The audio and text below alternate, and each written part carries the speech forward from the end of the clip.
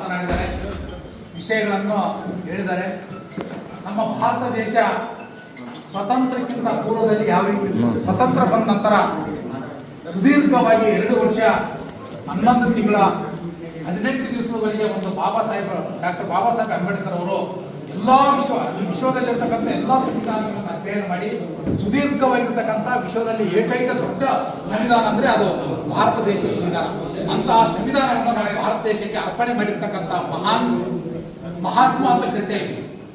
ಇವತ್ತ ಡಾಕ್ಟರ್ ಇಡೀ ನಮ್ಮ ಮಾನವ ಕುಲ, ಹಿಂದುಳಿದ ವರ್ಗ, ದಲಿತರ ಮತ್ತು ನಿರ್ಗತಿಕರ ಒಂದು ಆಶಯಕಿರಣವಾಗಿದ್ದಾರೆ.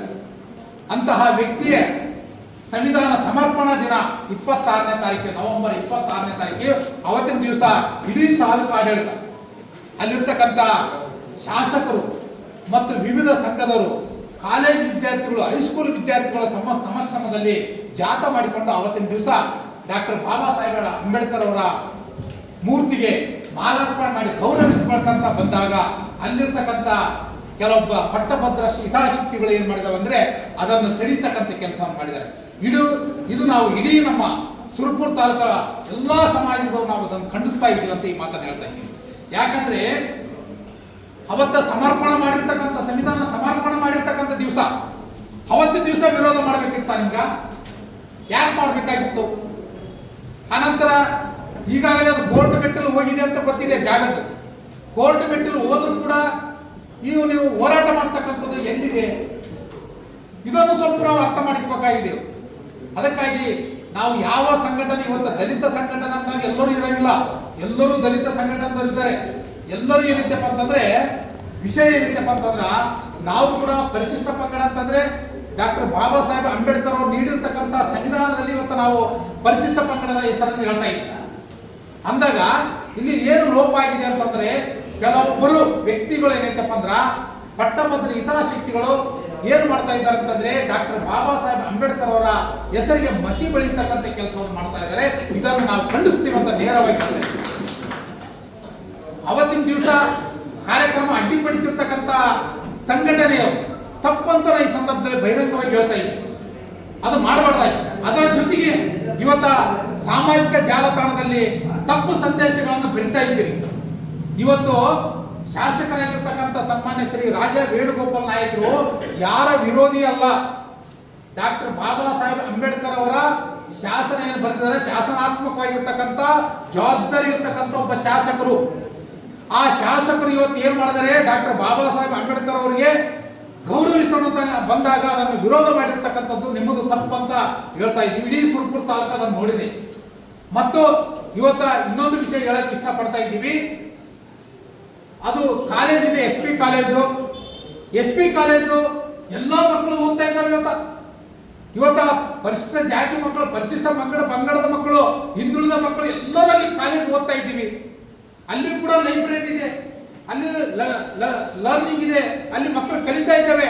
ಅದನ್ನು ಕಸಿದುಕೊಳ್ತಕ್ಕಂಥ ಹಕ್ಕು ನಮಗೇನಿದೆ? ಯಾಕೆ ಬೇಕಾಗಿದೆ? ಈಗಾಗಲೇ ನಮ್ಮ ಜನಪ್ರಿಯ ಶಾಸಕರಾಗಿರ್ತಕ್ಕಂಥ ದಿವಂಗತ ರಾಜಾ ವೆಂಕಟಪ್ಪ ನಾಯಕರವರ ನೇತೃತ್ವದಲ್ಲಿ ಇವತ್ತು ಆ ಮೂರ್ತಿಯನ್ನು ಅನಾವರಣ ಮಾಡಿದ್ದಾರೆ, ಚೌಕ್ ನಿರ್ಮಾಣ ಮಾಡಿದ್ದಾರೆ. ಅದರ ಜೊತೆಗೆ ಬುದ್ಧ ವಿಹಾರದಲ್ಲಿ ಸಾಕಷ್ಟು ಅನುದಾನವನ್ನು ತಂದು ಕೊಟ್ಟಿದ್ದಾರೆ. ಇವತ್ತು ನೀವು ಬರಿತಾ ಇದ್ದೀರಲ್ಲಪ್ಪ, ದಲಿತ ವಿರೋಧ ಅಂತ ಯಾಕೆ ವಿರೋಧ ಆಗ್ತಾರಂತ? ಇವತ್ತು ಬುದ್ಧ ವಿಹಾರಕ್ಕೆ ಎಷ್ಟೋ ಅನುದಾನ ತಂದು ಕೊಟ್ಟಿದ್ದಾರೆ. ಬುದ್ಧ ವಿಹಾರಕ್ಕೆ ಜಮೀನನ್ನು ಮಂಜೂರಿ ಮಾಡಿದ್ದಾರೆ. ಮತ್ತು ಅದೇ ರೀತಿಯಾಗಿ ಇನ್ನು ಸಮುದಾಯ ಭವನಕ್ಕೂ ಕೂಡ ಮಂಜೂರಾತಿ ಮಾಡಿದ್ದಾರೆ. ಇಷ್ಟೆಲ್ಲ ಅನುಕೂಲ ಮಾಡಿರ್ತಕ್ಕಂಥ ಡಾಕ್ಟರ್ ನಮ್ಮ ರಾಜಾ ವೆಂಕಟಪ್ಪ ನಾಯಕರ ಆತನ ವಿರೋಧ ಅಂತ ಬರ್ತಾ ಇದ್ರಿ.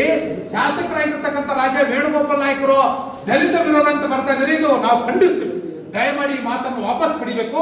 ಅವರು ಶಾಸನಾತ್ಮಕವಾಗಿ ಅವರು ಡಾಕ್ಟರ್ ಬಾಬಾ ಸಾಹೇಬ್ ಅಂಬೇಡ್ಕರ್ ಅವರ ಮೀಸಲಾತಿಯಿಂದ ಆರಿಸಿ ಬಂದಿರತಕ್ಕಂಥ ಒಬ್ಬ ಶಾಸಕರು.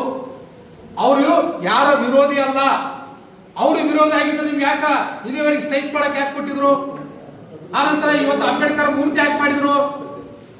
ಆ ಮಾನ್ಯ ಖರ್ಗೆ ಸಾಹೇಬ್ರನ್ನು ಕರೆಸಿ ದೊಡ್ಡ ಪ್ರಮಾಣದ ಕಾರ್ಯಕ್ರಮವನ್ನು ಮಾಡಿ ಉದ್ಘಾಟನೆ ಮಾಡಿದರು.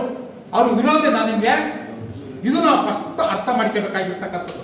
ದಯಮಾಡಿ ಇಲ್ಲಿರ್ತಕ್ಕಂಥ ದಲಿತ ಸಂಘಟನೆಗಳ ಹೆಸರಿನಲ್ಲಿ ಕೆಲವೊಬ್ಬ ಪಟ್ಟಭದ್ರ ಹಿತಾಸಕ್ತಿಗಳನ್ನು ಈ ರೀತಿಯಾಗಿ ಗೊಂದಲವನ್ನು ಮೂಡಿಸ್ತಕ್ಕಂಥದ್ದು ನೀವು ಬಿಡಬೇಕಂತ ನಾವು ಸ್ಪಷ್ಟವಾಗಿ ಹೇಳ್ತಾ ಇದ್ದೀವಿ. ದಯಮಾಡಿ ಯಾರು ದಲಿತ ಅಂದ್ರೆ ದಲಿತರೆಂದ್ರೆ ಯಾರು, ಇದು ನಾವು ಫಸ್ಟ್ ಅರ್ಥ ಮಾಡಿಕೊಂಡು. ದಲಿತರಂದ್ರೆ ಯಾರು? ಸಂವಿಧಾನದಲ್ಲಿ ಸ್ಪಷ್ಟವಾಗಿ ಬರೆದಿದೆ. ಸಂವಿಧಾನದ ಆರ್ಟಿಕಲ್ 341ರಲ್ಲಿ ಏನು ಬರೆದಿದೆ ಗೊತ್ತಿದೆ ನಿಮಗೆ? 342ರಲ್ಲಿ ಆರ್ಟಿಕಲ್ ನಲ್ಲಿ ಏನು ಬರೆದಿದೆ ಗೊತ್ತಿದೆಯಾ ನಿಮಗೆ? ಡಾಕ್ಟರ್ ಬಾಬಾ ಸಾಹೇಬ್ ಅಂಬೇಡ್ಕರ್ ಅವರು ಬರೆದಿರ್ತಕ್ಕಂಥದ್ದು ಫಸ್ಟ್ ವಿಧಿಗಳನ್ನು ನಾವು ಅರ್ಥ ಮಾಡಿಕೊಬೇಕಾಗಿದೆ.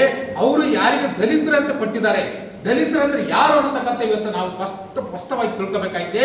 ಆದ್ರೆ ದಲಿತರ ಹೆಸರಿನಲ್ಲಿ ಕೆಲವೊಬ್ಬರ ಪಟ್ಟಭದ್ರ ಹಿತಾಸಕ್ತಿಗಳು ಮಾಡ್ತಕ್ಕಂಥ ತಪ್ಪು ಅನ್ನತಕ್ಕಂಥ ಮಾತನ್ನು ನೇರವಾಗಿ ಹೇಳಕ್ಕೆ ಇಷ್ಟಪಡ್ತಾ ಇದ್ದೇನೆ. ದಯಮಾಡಿ ಇಂತಹ ಆಸ್ಪದವನ್ನು ಮಾಡಿಕೊಡಬಾರ್ದು. ಇಲ್ಲಿ ಸುರಪುರ ಯಾವ ರೀತಿ ಇದೆ ಅಂದ್ರೆ ಸರ್ವಧರ್ಮ, ಸರ್ವ ಜಾತಿ, ಮತ, ಪಂಥಗಳು ಎಲ್ಲ ಒಂದೇ ಅನ್ನತಕ್ಕಂಥ ಭಾವನೆಯಿಂದ ಬದುಕ್ತಕ್ಕಂಥ ಸೌಹಾರ್ದತೆಯಿಂದ ಇರತಕ್ಕಂಥ ಒಂದು ಸುರಪುರ ಸಂಸ್ಥಾನ ರಾಜರ ನೇತೃತ್ವದಲ್ಲಿ ಹಿಂದಿನ ಕಾಲದಿಂದಲೂ ಇಲ್ಲಿವರೆಗೆ ಸೌಹಾರ್ದತೆಯಿಂದ ಬದುಕ್ತಾ ಬಂದಿದ್ದೀವಿ.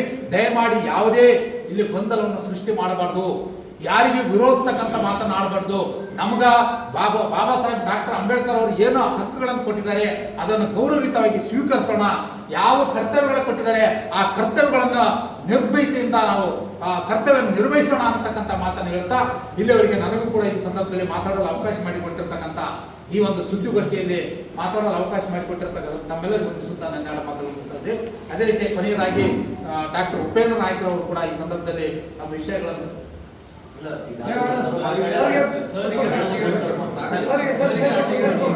ಕೊನೆಯದಾಗಿ ವೇಣುಗೋಪಾಲ್ ನಾಯಕ್ ದೇವರಿಗೆ ಅವರು